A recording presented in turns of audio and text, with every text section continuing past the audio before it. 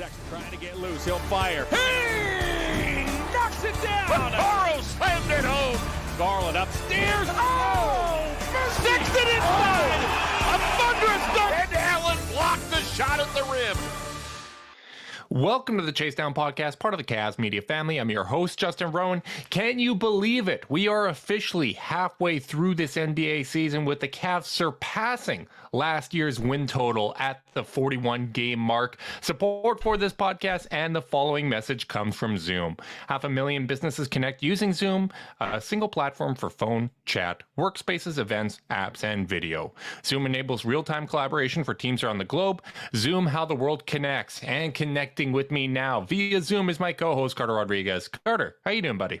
Doing good, man. Still quarantining, still stuck in the house, pulling double duty, dadding and working. I'm feeling crazy. Sick. Yeah, I'm not sick, but I have not left the house a whole lot. I am definitely losing my mind a little bit, so I can relate to that entirely. But the good news is we got a lot of Cavs basketball recently. The Cavs just finished a stretch of 3 games in 4 nights in 3 different cities, taking 1 day off before they do it all over again. But I want to start in the middle, Carter. I want to start with that Warriors game because I think that was the most significant game probably that we've seen this season for the Cavs. That was a playoff-like atmosphere, and I actually want to start with how you were feeling because that game brought up a lot of emotions for myself personally, and I just want to know kind of going into it and then after the game kind of what your emotions were there. I'm not sure if the Cavs are all the way back, but I know the Warriors are because I really hate them again. It's really easy to root against that team. It felt like a warm / itchy blanket. It felt important.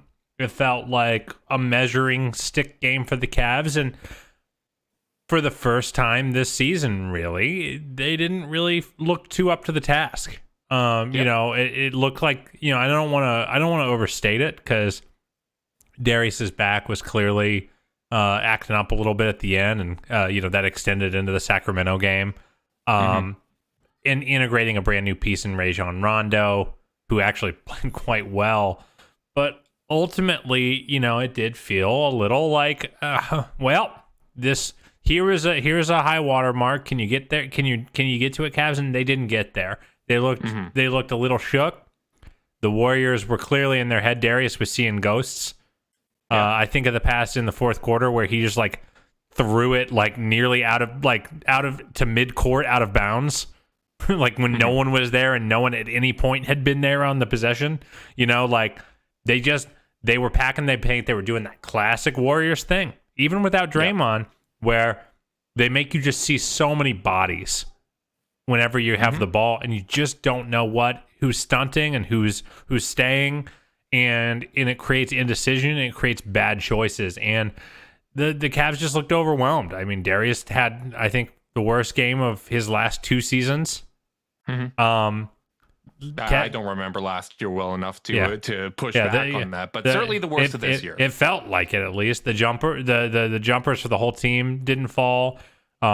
They lit up any lineup with Lauri and Kevin on the floor at the same time. It was just kind of a, hey, you're not here yet, you're not ready yet kind of game, which is okay. That's what's so funny to me and I'm monologuing super hard. I'm sorry, but I just feel like people were really, really angry that they lost that game the way they did, and I'm like, well, I always thought it was a pretty good chance that they might. The Warriors are the best team in the league at home in a wildly emotional game, coming off a 2-game losing streak.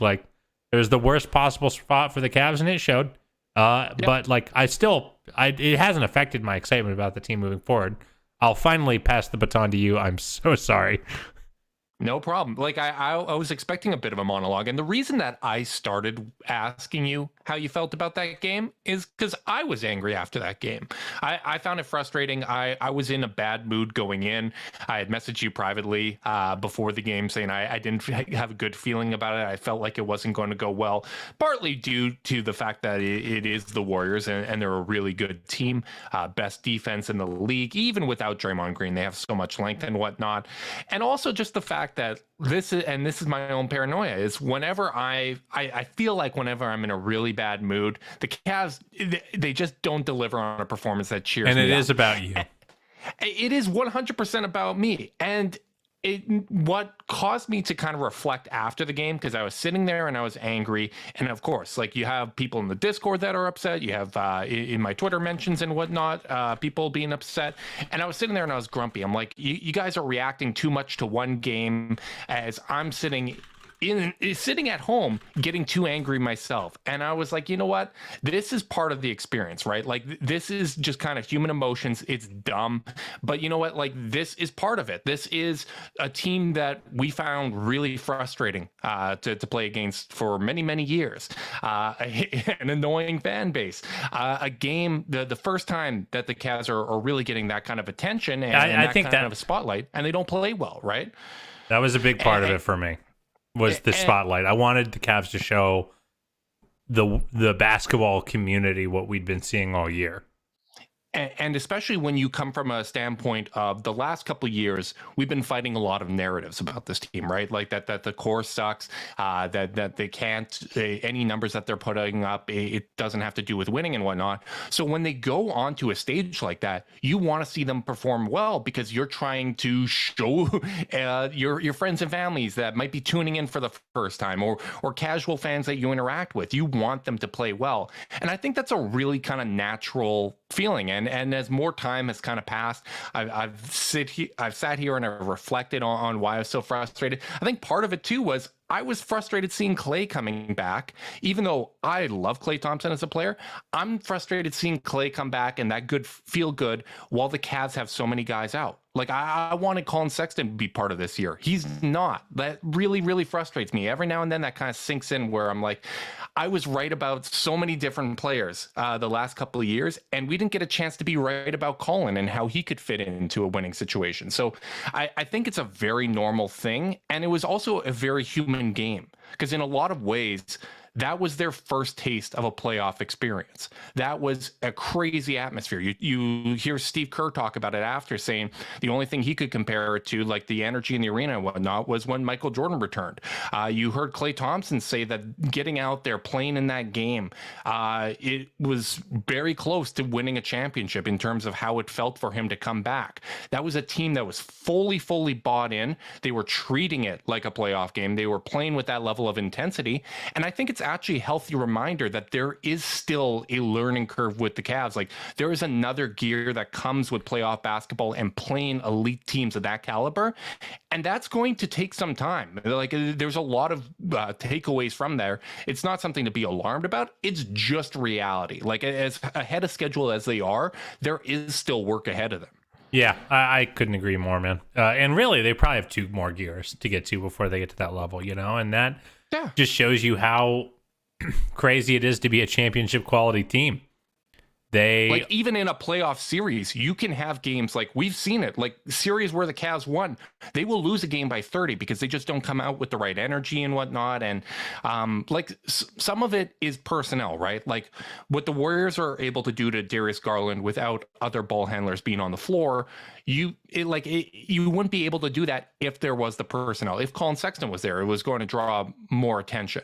But at the same time, there is stuff that Darius needs to learn from this kind of an experience, right? Like with Andrew Wiggins being on him, great defender, probably deserves a lot of all-star consideration this year, and might even make it. He was good defensively. He was never that fundamental defensively in his career.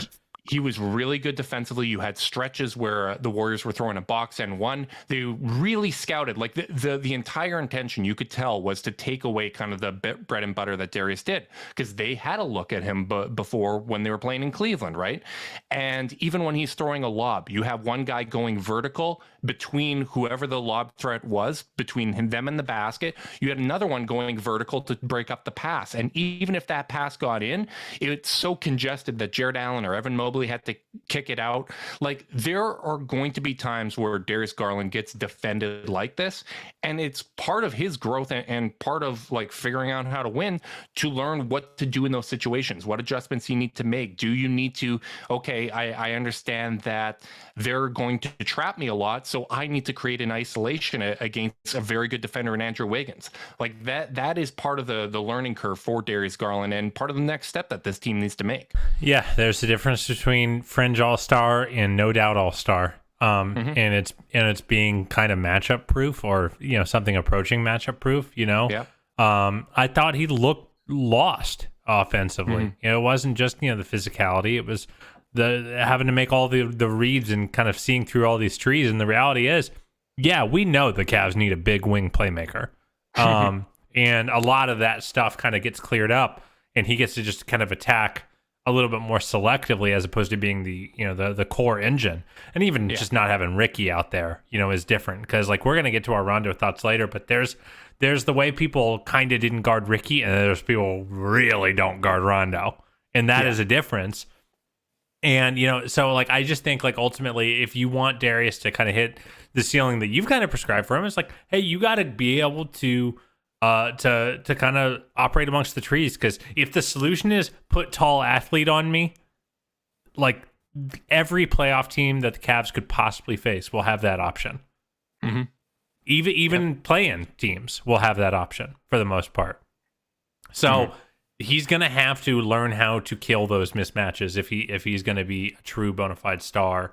And sure, the Cavs roster did him no favors. I mean, Mobley looked like a rookie out there in a major way. Yeah, the first time that he really looked like a rookie this season, in my opinion, like he kind of got lost a few times. And like, that's the thing about the way the Warriors play. Like, there is so much ball movement at all times, and they play with a different level of physicality. Like, the Warriors are back, and so is the whistle that they get. And I'm not saying that in an unfair call way. I'm saying that is the way that the officials were letting the game be played. Lamar Stevens early in the game got clipped by a moving screen and dropped to the ground, and he's kind of looking like, oh, what the heck's going on? We know from experience. That's how we know the Warriors are back. Right. They're getting away with illegal screens again. But in the past, the Cavs, those veteran Cavs teams, they responded with physicality of their own. They beat the hell out of Steph, right? Like they were out there battling. Tristan Thompson getting his body into guys, like making them kind of sweat it physically. And the Cavs just weren't kind of up to that task. They weren't expecting it. It seemed like they came into it kind of expecting a regular season game, and that was a playoff-like atmosphere.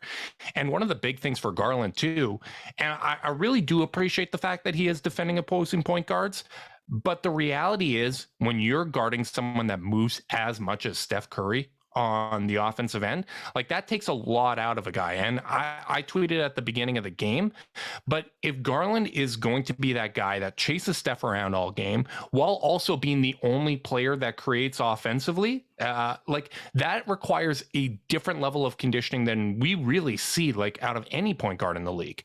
And unfortunately, the Cavs don't have the luxury of throwing a small forward at this time on Steph Curry and moving Garland over to Klay or something like that, because Lauri Markkanen is starting at small forward. That's not an option. Lamar Stevens is not quick enough to stay with Steph. And he was guarding Klay too. Accepting the challenge. I appreciate Garland accepting the challenge, but the reality is like it's going to require like a bit of kind of some rough moments if he's going to chase around all these elite point guards all the time and be the one engine offensively. Like, you can get there, but that's a lot to ask of a guy. And I think some of that is what we're seeing in the fourth quarters, where his shooting percentage has gone down. Like you can tell he gets a little bit tired, and it probably doesn't help the fact that he opened up about, hey, I had trouble kind of getting my breathing back and my conditioning back after COVID. Like he clearly went through some symptoms, and your first 3 games and 4 night stretch after that, when you're kind of fresh back from protocols, probably didn't help. But even without those qualifiers, like I really do think that that's going to have to be something that they understand, is if you're going to take on that kind of a responsibility, that requires a different level of off-season training and preparation. It's one thing to work against Robert Covington in workouts in summer and whatnot, the training that he does in the offseason, like it's all impressive, but it's a different level when you're chasing around Steph Curry for 36 minutes while also facing a very, very physical and long Warriors defense. And this isn't unique to Darius or any of the young Cavs. I mean, I think it's probably fair to say that this team mostly, I'm sure they all work very hard on their bodies and, but I think they probably mostly get by on being young and having young lungs and stuff like that. And like every single great player or even decent player gets the playoffs, tends to get their butt kicked, realizes, oh, I'm not as good as I thought I was. Yep. Or I need to get to a different level of consistency or conditioning. Like LeBron, Michael Jordan, Yeah. like famously was like, I got to get in the weight room. The Pistons are beating the hell out of me. So like, I think that like, games like this are total lessons for guys like Darius. They're lessons for guys like Mobley. Can I complain about Twitter.com, Justin? Just a little bit. I might check you on it. The rebounding. I think people just are fundamentally misunderstanding what it is to be a defensive rebounder. I feel like everyone becomes one of my uncles on Twitter.com every time the Cavs give up a board. Like, I got 3 7-footers. Why ain't they getting the boards? And it's like, none of my uncles talk like that. But like, I just feel like it's a real lack of nuanced understanding of what it means to play a team like the Warriors. The Cavs are not a good defensive rebounding team. We know this. But they're not like horrific. I think they were 16th last I checked a week or two ago. They're probably a little worse after the last couple games. But this idea of it's an effort thing. It's not, it's an embarrassment. They need to try harder. I'm like, I think they were trying plenty hard. I think they had no legs on them because they were chasing the Warriors around like freaking crazy, and Kevon Looney beat them to the spot every single time because their defense is, the Warriors bend your defense so out of whack that when a dude with a really strong base like Looney, who none of the Cavs bigs have a base like that, like that, none of them are natural Charles Barkley shaped rebounders, all of them have kind of high centers of gravity. They grab boards by, being in the right spot and using their length. So when you're not in the right spot, a team like the Warriors are just going to kill you. And sometimes it's not your choice to be in the right spot. Sometimes you have to go step that extra step out to blow up a split cut. And then all of a sudden the shot's up and you're nowhere near where you'd be against a normal team. So like, I just think like if you're grumpy with the Cavs rebounding, that's fine. I was too. But like, this reductionist, it's an effort thing. Like, yeah, I guess some of it is, and it's definitely a focus thing.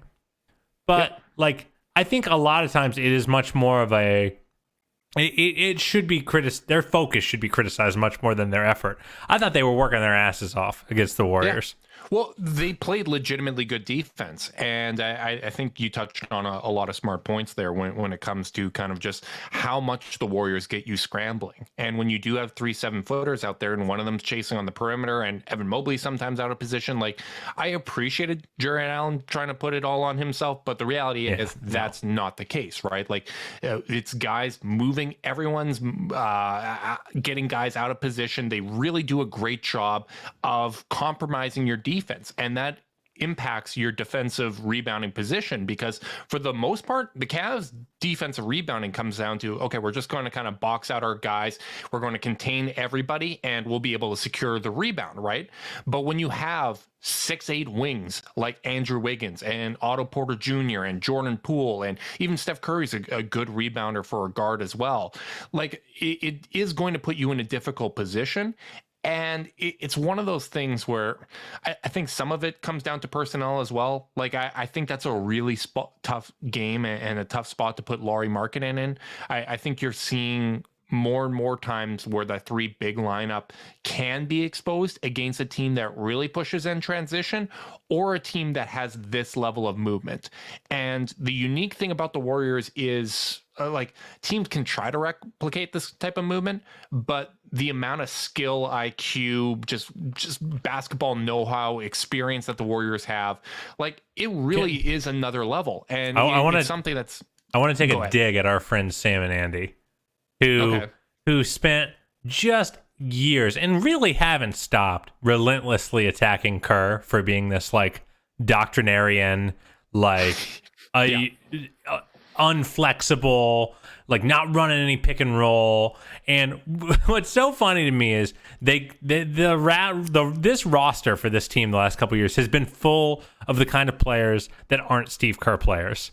Yeah. Not exactly like a guy like Kelly Oubre, who is like a straight bucket getter, like has never shown exemplary feel for the game. And like maybe it's Steve Kerr's fault for like not like bending his system, but it's like you look at they just get some smart dudes like Bielitsa, sorry, and Bielica, oh my god, Bielica, Jesus, sorry, and Otto Porter, and like just dudes who know how to play basketball and cut off ball and cut and move back. Yeah, Iggy back, and it's like, oh yeah, there, it's the freaking it's the thing from Hook. There you are, Peter. Like, like I think they deserve to be yelled at by their listener base a little more for all this anti-Kerr riling. When it's like, this dude, his system works so well. You just need the right dudes to play in it, and then they shred everybody. Yep, and I think sometimes we forget that just because the Warriors fans can be kind of soft and annoying and like just they get under your skin and whatnot. This is not a soft team. Like, this is a super physical team, and every single time a shot went up, it was a rugby match, and the Cavs just weren't ready for that level of intensity. And you know what, like that's kind of fine. Like, that can happen. I think with the game becoming more accessible, with things like the trade machine and all the knowledge that we have at our disposal as fans, which obviously the teams have more, but it's a lot and we feel connected. I think sometimes we look at every single game and we're like, okay, what's the missing puzzle piece and whatnot, when the reality is, when you have a bunch of young guys like this, it's not about missing puzzle pieces, because these guys are still moldable. Like they are still, like someone like Darius Garland, his game is very much Klay. Like, you can still play with it. You can not Klay Thompson, like Klay as in molding Klay. Like you can kind of make changes and adjustments and growth, right? Like there's still so much growth that can happen internally here, but I think it's a really, really important reminder.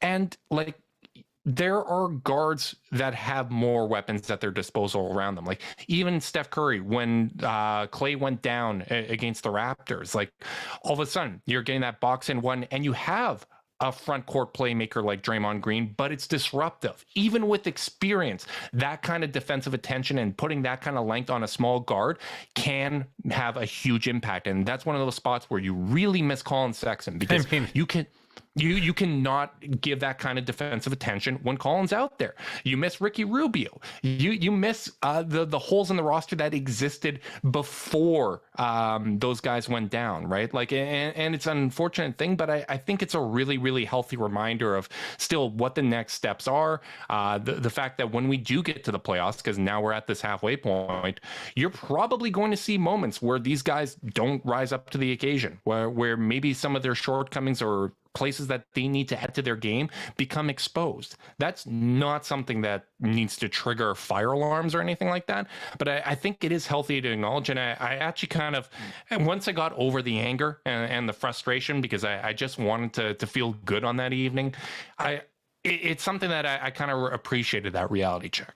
Yeah, I did too. And it's worth reminding ourselves as we grumble about the way that the defense flustered the 2021-22 Cleveland Cavaliers, that in the 2016 finals, the Cavs with Kyrie Irving and LeBron James and peak Kevin Love and peak Tristan Thompson and still very, very, very helpful mid to late career J.R. Smith scored 89 points, 77 points, 97 points, 93 points in that 7-game series. Like, this team still has that DNA. You could even argue some of their personnel is even better defensively now than it was then. I mean, Gary Payton II, my God, what a menace. Iggy remains a freaking menace. Wiggins, Porter, like, they've got so much switchability and so much foot speed. They're awesome. So, like, I just think it was a good reality check. It was certainly a disappointing loss, because I think we all wanted them to announce themselves to the NBA audience. Maybe not play. I didn't even need him to play spoiler. I wanted spoiler. I wanted it to be Paul Pierce's jersey retirement. But the reality is, this is a different situation. That Paul Pierce game, nobody on that team played with Paul Pierce. There was no connection. This time, you have guys that this meant the absolute world to them. They wanted to come out. They want to make a good impression. You have guys like Juan Toscano-Anderson, who's a tremendous player and has been with the Warriors for 3 years, but has never played with Klay Thompson. He wants to make a good first impression. Like, they all came to the arena wearing his jersey.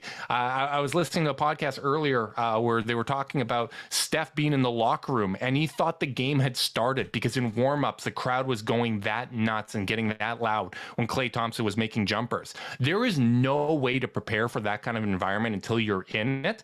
And it's not a surprise to me that the young guys kind of look shell-shocked, that they looked gassed and out of sorts and a little overwhelmed by the moment. You would expect that. That's completely normal. It's just frustrating as hell, especially when it happens to that team and you get all those old emotions coming back. You have to kind of accept that. You know what? Like, it's okay that I got a little irrationally angry because at the end of the day, like, this is sports. This is all stupid. Yeah, this is all escapism. And sometimes this is the other side of that coin, right? And like, that was, I don't know if you saw this, Carter, that was the most watched NBA TV game since 2016. Wow. That's crazy. Probably because it's a big stage. It's a real lesson that the league should be putting the Cavs on national TV more. Am I right? The league is better when the Cavs are good, baby. I want to pivot over to the Kings game and use Joe's message in the chat as our bridge there. Joe Collar, dear friend of the pod, asks, would you say that the Kings win was the kind of team win that carries you through a long road trip? Because it was not a pretty win. Man, it was not a pretty win. And my God, some of the shot making that the Kings had in that game. Like, I talked about the situation, and I was grumbling about that game on the podcast earlier last week about this being third game, 4 nights. Again, that situation against the Kings. But the Kings were in the same exact situation. They even had the 3 cities for each of those games. And yet they came out there and just made shots. And sometimes that can be the great equalizer. It's the one kind of variance thing that you can't control with those 3-point shots. But you know what? Like, it's funny because we ascribe so much meaning to that final result, and it really comes down to whether or not De'Aaron Fox makes or misses that shot. Like, you can say, oh, this represents Cavs toughness, or if the shot went down, it's, oh, they're not closers. All those narratives can come out of one field goal attempt. But you know what? I really do think that, at least from a morale standpoint, it feels good to bounce back and get that win. Like, this is 100% the war of attrition part of the NBA schedule. Like, you saw the Nets. Who did the Nets? Nets lost to Portland without Norman Powell, without Dame, without CJ. The same Portland that the Cavs just beat. The Detroit Pistons beat the Utah Jazz with Donovan Mitchell and Mike Conley. Rudy Gobert, of course, out. But you know what? Like, these weird games happen. There is so much fatigue. There's wear and tear. Guys in and out of the lineup with COVID and whatnot. I think it's really important to just get a win there because this is a really difficult road schedule. This is the last kind of trip like this that the Cavs had this season, and to get your second win through the first 3 games, like, I'm happy coming out of this road trip with a 500 record in it. Like, that's my goal and expectation, and they are well on their way to do that.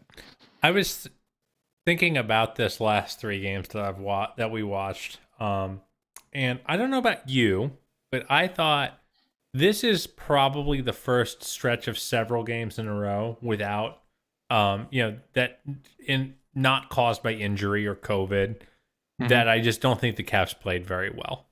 Yep, I agree. Which, like, I don't think that, I think they've lost maybe a little bit of charge. Maybe they're hitting a little bit of a mid-season, meh vibe, where they just kind of malaise. That's the word. And like there's been a little lack of sharpness, a little less celebration and fun, and I think that every season's going to have that. If you thought this whole season was going to be a party where they didn't have any bad runs, like, welcome to NBA basketball. I'm Carter. Let me tell you all about it. Like, I think that, and then I thought, okay, well, I don't think they're playing very well. And they're 2-1 in their last 3.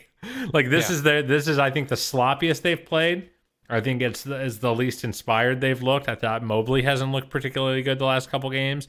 They've gotten their butts kicked on the boards, and they're 2-1. So, it continues to be pretty exciting that they're kind of at all these spots where normally, like, these are the kind of stretches that can kind of take a team out of it. The Cavs had a couple of these stretches where, I mean, you remember last year they were in the playoff hunt, or the play-in hunt, sorry, and then they lost like 8 of 10, and some of that was injuries, but sometimes teams just don't meet the moment. And like, I think Joe is very, very right in saying, like, sometimes you got to steal some wins. The Blazers game was way closer than a 13-point game. Yep. And thank God for Darius at the end of that one. Like, he made some big time winning plays, and I actually I respected the game against Sacramento a lot as well, because you could tell like his back was bothering him. I don't think the back was actually an issue against the Warriors. I think that happened very late in that game. But you look at that Sacramento game, and even on like the layup finishes, you could tell he's kind of grabbing his back. He looked stiff as he was moving around out there. But he had like those 4 turnovers that he had on the night. Those all came in like the first 3 quarters, and after that he was finding ways to kind of play through the pain, understanding his limitations, picking his spots of, okay, I know I can finish here, I know I can get to the rim, or I know I can get a clean shot up, so I'm going to take that shot at this time, even if it's kind of bothering my back and whatnot. And for him to kind of find those ways to grit through it and whatnot, that's important, because like even the game against the Warriors, where I was talking about, okay, he's going to need to learn how to kind of capitalize in those situations. You're not going to win a playoff series if Darius is the only creator and he's got to create one-on-one and make those shots. You need to have more personnel. You need to have more guys that can initiate the offense and open up opportunities for him that way. That's how the Warriors get Steph going when he's going, when teams are doing that to him defensively. But you do still need to learn how to do that on some possessions, because that might be what a fourth quarter possession comes down to, where everything gets blown up and you just have to create against a good defender. Like, that's stuff that he is going to have to learn. And sometimes you're going to need to learn how to play through injuries. And unless you're Steph Curry, then you can just kind of accept if you lose, you can just blame it on that. But like, you need to learn how to play through injuries. You need to learn how to play through situations where we don't have another creator, so I need to do this. And I think that's really valuable experience for him to have. Yeah, I agree. I think it was a really important game for them to win, even if it didn't taste super, the medicine didn't taste super good going down. I think that they just have to kind of grit and bear through some of these runs. I thought Darius closed the game really, really well. And I thought, Lauri finally got a little bit of something going, which we can talk about Lauri. And I was going to say, Lauri Markkanen going out there and hitting big shots in the fourth quarter, like, that really probably helps. Like, when Justin, you're talking about, we got breaking news, my friend. What's that? Adrian Wojnarowski, ESPN sources, Cleveland Cavaliers general manager Kobe Altman has agreed to a contract extension through the 27-28 season. Altman's new title will be president of basketball operations. Man's got an extension and a promotion. And we are just coming up on the 2-year or the 1-year anniversary of the Jared Allen trade. That's coming up on the 13th. Obviously, that's going to need to be confirmed by the Cavs and whatnot. But that's pretty damn exciting news. I'm going to make a little bit of an executive decision on that one and say that I'll save my thoughts for it for next podcast, because we are going to be going on Thursday. But that's exciting. Yeah, you like to see it. I think we'll gather our thoughts and be smart. As opposed smart and responsible. As opposed to gut reaction. But the gut reaction is that Kobe, enough has gone right with Kobe that this makes a lot of sense. And I like that he and JB's times seem to be aligned. I would say that. I mean, Kobe was already the first general manager to receive an extension under Dan Gilbert, and this is now, I guess, the second. So I'm really happy, because like, you look back at last year And I think the consensus that we had was just give at least one more year. Like, let's see this plan through, because I think too often when you see kind of team building situations kind of go astray and whatnot in the middle of a rebuild, it's not seeing a vision through to the end, right? Like kind of panicking and not having the stomach to go through with it. So absolutely feels like a deserved extension for Kobe. We'll wait for more confirmation and get details on exactly what all that entails. But I do think he'll probably come on the pod to talk about. Yeah, honestly, come on the pod, Kobe. We'll see here. I want to talk about Lauri because I do think, or Lauri. I'm trying to drill myself because I've noticed that I've been pronouncing it wrong. I'm trying to pronounce him properly. So Lauri Markkanen, I think him hitting those shots is big, but I do think that there's some things that we've been seeing lately with his play that, at least in certain matchups, like when you are playing a team like the Warriors that makes you run, or even the Kings, like what they're able to do with Buddy Hield, Tyrese Halliburton, Harrison Barnes, kind of the off-ball movement and the shooting threat, I kind of want to see a little bit more Dean Wade minutes, even if it's just to keep Lauri more fresh. Like, I really do think that you're starting to see some fatigue from always playing at the small forward, and it might be a matchup dependent thing. Like when teams are kind of playing more of a half court game and whatnot, I think there's a lot of value that he can bring to the table, and he has been still trying to contribute in those other areas. But I would like to see just a little bit more minutes for Dean Wade at the three, especially when you're looking at kind of the wear and tear and the fatigue of a season.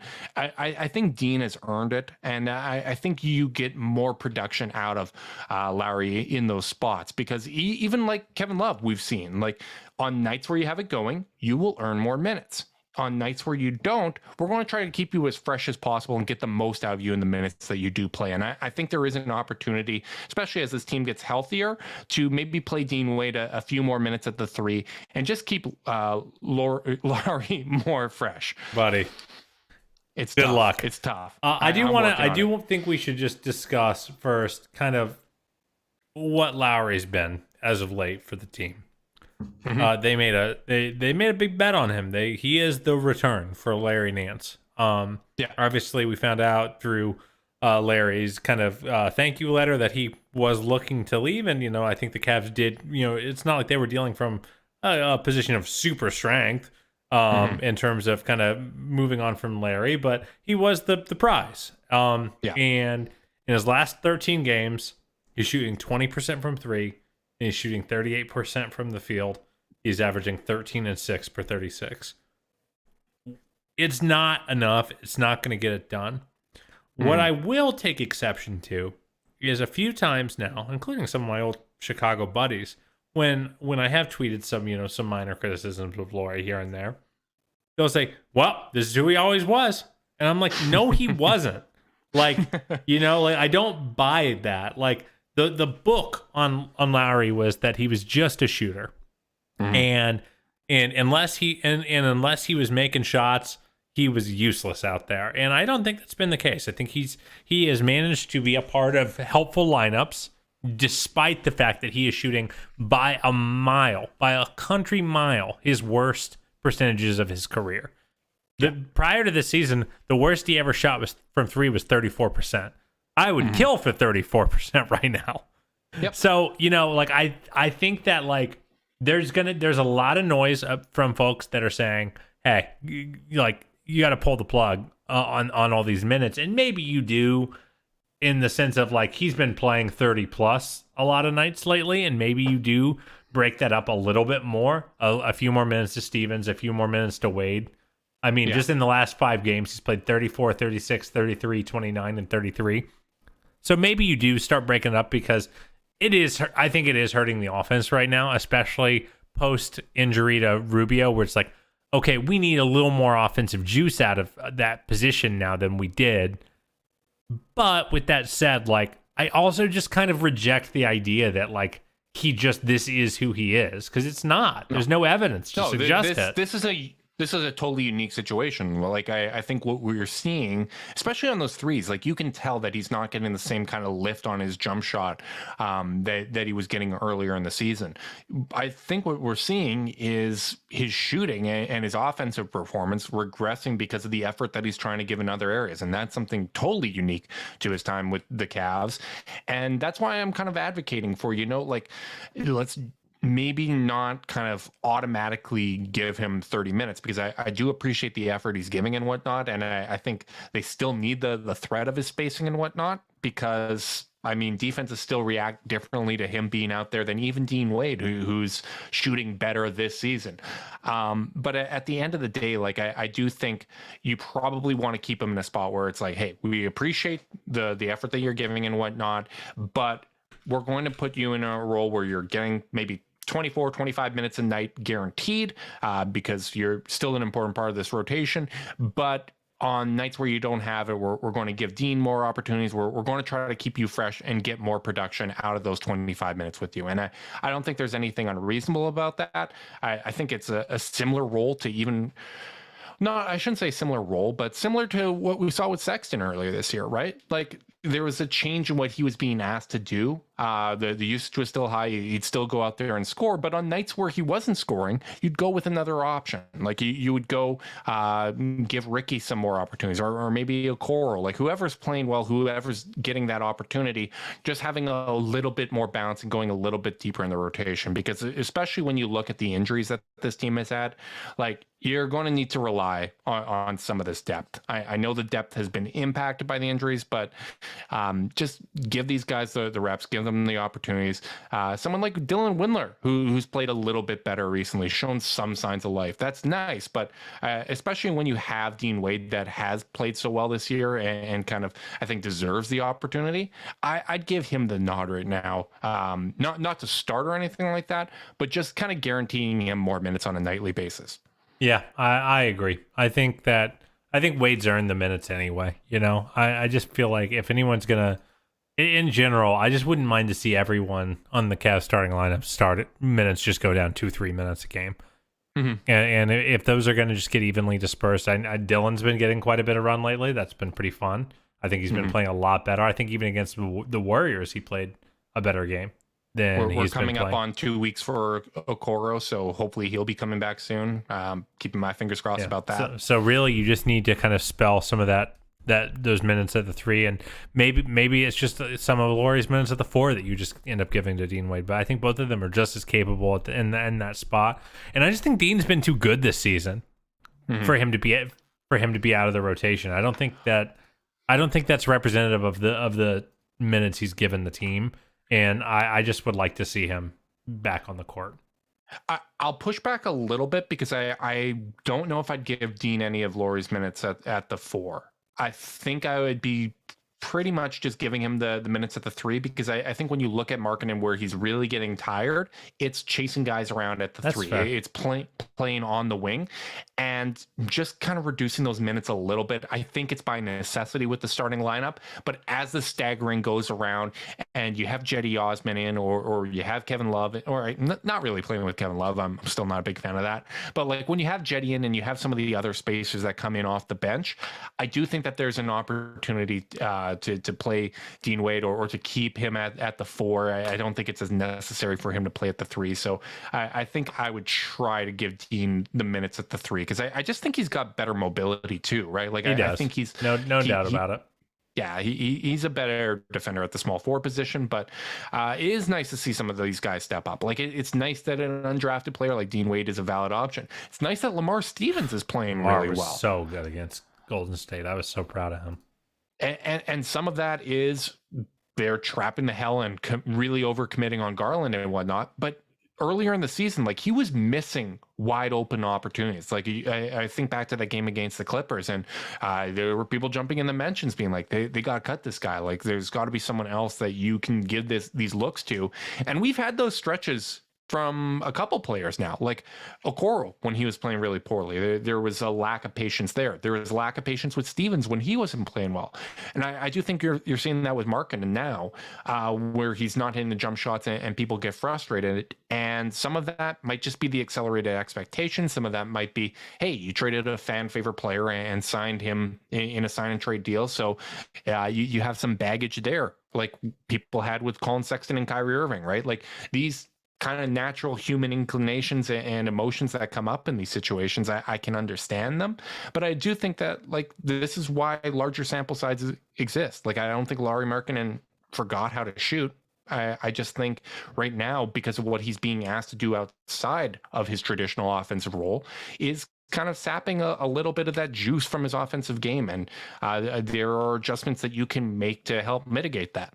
And also, when you're slumping, sometimes the worst thing you can do is get like benched because you just get in your head. But like, I think this is great. This is a great middle ground to me, where you just say, "Hey, Lauri, like, hey, we know you're kind of going through it right now on the offensive end. Like, we got eyes, we can see it.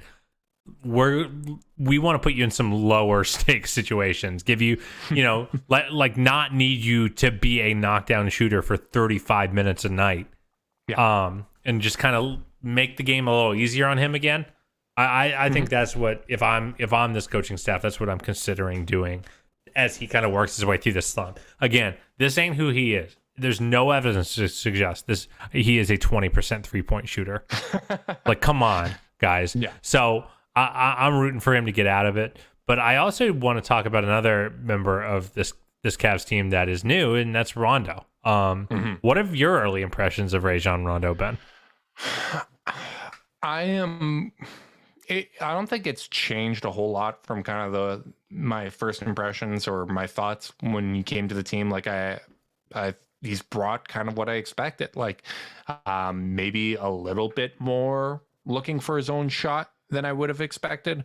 But for the most part, like he's out there. He runs the offense. He gives them a little bit of juice off the bench. I think the minutes that he's played with Darius are pretty limited. I'd like to see it in more normal circumstances and whatnot, but I've been mostly happy with it. I know you got a little bit more of a Rondo take, so I'll clear out and let you go for it.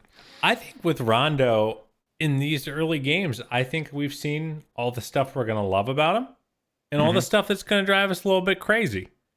Yep. And I find it really interesting. Like, I think the first thing that jumps out to me in terms of challenges is there is a huge difference between how teams defended Ricky Rubio and how they defend Rajon Rondo. They leave him wider than wide open when he's on the ball. A little less so when he's off the ball. I think people understand he's a better catch and shoot 3-point shooter at this point in his career. When he's got time, the jumper's not bad. Yeah, but on ball, it is. They are a mile off of him, and I think there's some interesting things they can do. Not to put on my coach's cap too hard, but one thing I would love to see are some inverted dribble handoffs with Kevin Love's man. They've got some bigs who can space and handle and shoot, and like if Rondo's guy is going to hang this far off of him, just use him as a functional screener with the ball in his hands, and generate some advantages that way. So that certainly jumped out to me. Transition defense has jumped out to me as something that's going to be a challenge, because we saw Ricky kind of take risks, but they were like a lot more calculated risk on the defensive end when he tried to strip someone. Rajon will take some lazy risks, like kind of swiping at a recently defensively rebounded ball that he has very little chance of getting, and then kind of just picking up that guy and forcing the Cavs into a needless switch to start possessions, like stuff like that. But what I did like is in a game like the Warriors game, which like, hey, focus up, buddy. He didn't do any of that lazy stuff, but I do think we're going to see some shortcut taking from him on defense and in transition, where you go, okay, that's gonna make me mad, because Rubio is like the fundamentals king defensively, and I think Rondo's gonna get quite a few steals in his time with the Cavs, but it's gonna come at the expense of some buckets. But that's enough of the not fun stuff. I want to talk about the fun stuff. Go for it. The semi transition above the break hand shovel back to Kevin Love. We're getting 3 of those a game. He clearly loves setting those up. They're wide open. And as long as Love hits them, those are going to be there for them. Yeah. Because teams are just organized in semi-transition a lot of the time. They're sitting on their heels a little bit, waiting for Rondo to do Rondo things, which is hold the ball. And he's been able to get Kevin quite a few good looks there. Other things I've liked, I think that he's thrown some really nice lobs to the big men, really good entry passes, and kind of helped set them up. But yeah, I mean, I think it's going to be yin-yang experience. Where I don't think it's a surprise that he has such good chemistry with Evan Mobley, given all the time he spent playing with Kevin Garnett and Anthony Davis. Like he's got to feel right at home, right? Yeah, absolutely. It's the same player, am I right? Yeah. So yeah, I don't know, man. I've been mostly pretty pleased. I mean, obviously 8 threes in that first game was kind of silly, but also it's like, bro, sometimes I'm like, how can he not take this with how he's being guarded? Some of it, right? Like when you're still kind of getting used to the offense and whatnot, the defender's just laying off you and begging you to shoot it. It's okay. Well, someone needs to take these shots, and he's made 6 threes in 3 games with the Cavs, shooting 43%. He only made 8 threes in 18 games with the Lakers, so he's pretty close to his Lakers total for the year. It's been an overall positive. And again, I think the swiftness that Kobe Altman acted with in bringing Rondo in was a big deal. I don't think you get the wins against the Blazers or the Kings without Rondo being able to eat those minutes as good as Brandon Goodwin looked. I don't think I just think kind of the slight difference between those two in impact and whatnot, that shows up. And I think the veteran leadership that he's providing, like you already see him really talking to guys in every single break, getting in the refs' ears and whatnot. Like I think all of that experience is really, really valuable and something that adds to the Cavs and helps them on these tough road trips, right? Because you do need guys that have been through this sort of thing that can help you kind of weather the storm. And to have veterans like Kevin Love and Rajon Rondo out there, I think that makes a really big difference. Yeah. With that said, I do think like the drop off from Rubio is there, and we knew it was going to be there. Oh, but yeah. Like Rubio. The difference is Ricky Rubio's not a backup point guard. Yeah, like he's a starting caliber point guard, and this is a backup. And backups in the NBA, there's stuff that they bring to the table, and there's stuff they take off it. That's just reality, right? And that was true with Rubio, just to a much lesser extent. But yeah, it is a downgrade. I am looking forward to Isaac Okoro coming back. I think that he can probably bring some playmaking, and what he was showing right before he went out was really, really exciting. I love the passing off the dribble. I like that Lamar Stevens is stepping up. I appreciate the fact that the Cavs consistently this year have had guys step up when guys go out. I just think that needs to be rewarded when those guys come back, where these guys stay in the rotation. With all that said, though, I mean, I think the drop off to Rondo continues to make clear the need for extra playmaking on this team if they want to make additional noise. You know, how different does the offense look with even a guy like Eric Gordon flanking Garland? That can run a secondary pick and roll and pull from 3 off the dribble, and like they just don't. I was lusting over Buddy Hield. Yeah, I was lusting me too, Buddy. All damn game, because like Buddy can do a little bit of what even Klay did when he came back, because Steph had been struggling for like a week now. And it was getting a different level of defensive attention. He was wearing down because of all the responsibility he has. It happens to the best point guards. It doesn't just happen to Garland. But like that was something that was kind of wearing on him. And the attention that a shooter like a Buddy Hield or Klay Thompson can provide, it changes what defenses do. Like there were times where Jetty Osman was hanging on for his dear life, like face guarding Klay. Lamar Stevens was running for his life, going after him. Like it compromises your defense, and it does a different thing when you have a shooter like that. And I think it's evident what a difference that would make. Like we talk about the creation that Sexton or Rubio would bring. The creation a spacer like a Buddy Hield or an Eric Gordon can provide is obviously a need for this Cavs team. A volume spacer, like those guys. That's the big thing. It's the threat, right? Like I mean, we're about to go watch this team go into Utah, where like someone in our Discord, I forget who, so sorry. But they mentioned that the Jazz are a tough matchup for the Cavs because the Cavs' whole conceit defensively is basically like, yeah, go ahead and try to blow by Darius or Lauri. You'll meet Jared or Evan at the rim. And the Jazz are like, no, we'll just take the semi-contested three, and we'll take 500 of them, and enough of them will go in that we'll score an F ton of points. And like the Cavs don't have a lot of those people who can do that for them right now. And I feel like that's really that kind of volume scoring, that kind of reckless shooting, almost is an ingredient that this roster could really use as they make a playoff push this year. And so that's the way I feel about the Rondo addition. I think he's been good.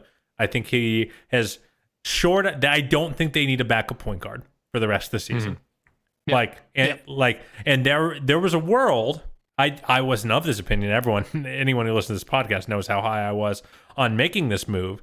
But there was a percent chance that at the end of this first couple weeks with Rondo that we said, okay, but we still need a backup point guard because he's an older player. He's near the end of his career, and if he wasn't able to hack it, then they were probably going to have to continue to. And luckily, they didn't give up anything to get him, so it wouldn't have been a problem per se. But I do think they've still solved a problem. Ricky filled so many roles for them that they still have a couple more adjustments that need to be made if they want to be the kind of team we thought they could be early in the season. Yeah, man, and I'm still of the opinion that I'd like to see them add a playmaker, someone that can handle the ball and initiate some offense. Like, doesn't necessarily have to come at the point guard position, but I definitely do think that Rondo has helped out in a big way. It'll be interesting to see how they play against Utah. Utah is coming off a 5-game road trip where they've lost their last 3 games, including a loss to the Pistons, but they're finally coming home. Hopefully they're not looking at us as a get-right game. I'm sure they are. I'm sure they're happy to be home again, but I don't believe Rudy Gobert is going to be back for that one. So who knows? Maybe the Cavs have a chance. Obviously, them losing to the Pistons gives you a little bit of hope, but at the same time, these are humans. Human emotions. Coming off a loss to the Pistons, you're probably going to come out trying to bounce back. So the Cavs will have to spoil the Jazz's hopes of getting a bounce back game in their first game home. I want to thank everyone that's tuning in on YouTube. Make sure you like and subscribe.